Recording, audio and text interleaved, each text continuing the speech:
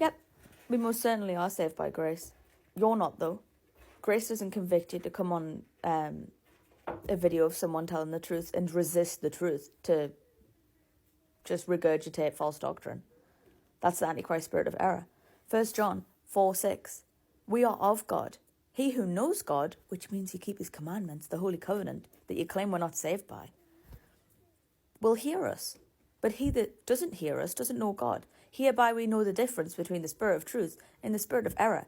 You are riddled with the spirit of error. You need to listen. You need to start keeping the 10 Commandments. The spirit of grace has appeared to all men through their conscience. This is Titus 2.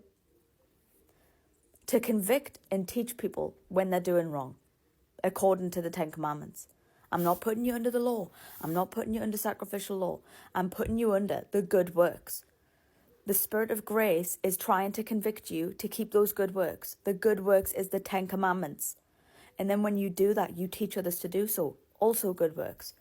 The faith in Christ, faith in Yeshua, is James 2. The faith of Yeshua. How can you have the faith of Yeshua without respect of persons? It's telling you what Leviticus 19 is. The Messiah came to elevate the law and make it honorable. He elevated loving your neighbor. Do you know what loving your neighbor means? It doesn't mean your own imagination from day to day when you're talking to people and you think, oh, I'm being so nice. I'm being so loving right now. I'm fulfilling the law. Loving your neighbor is rebuking them according to the good works, according to the 10 Commandments. You rebuke the sins of the church when they go against the Holy Covenant. How do you think that's going to look? The watchmen in the latter days are going to be raised up to warn the church that has forsaken the Holy Covenant. And they fight tooth and nail against that. It's going to be ugly. That's what's being fulfilled right now. You're on the wrong side. You need to be standing up for the Holy Covenant that your Messiah came to teach. That's what the apostles told you. Go and learn what Moses said about the Messiah in Deuteronomy 18. That's what they're telling you in Acts 3. But you don't listen to that.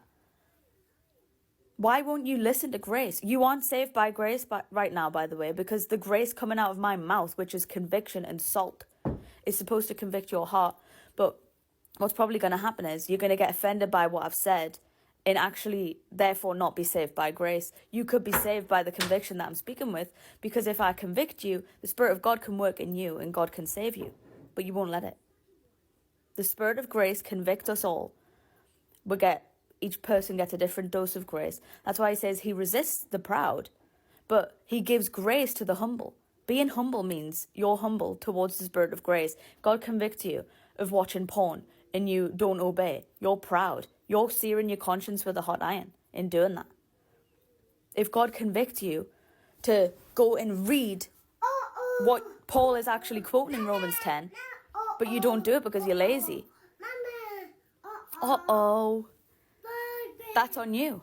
You're going against his conviction. Yeah? Alright, 2 seconds, baby. So you're saved by grace, which is conviction, through faith, which is obedience to that conviction.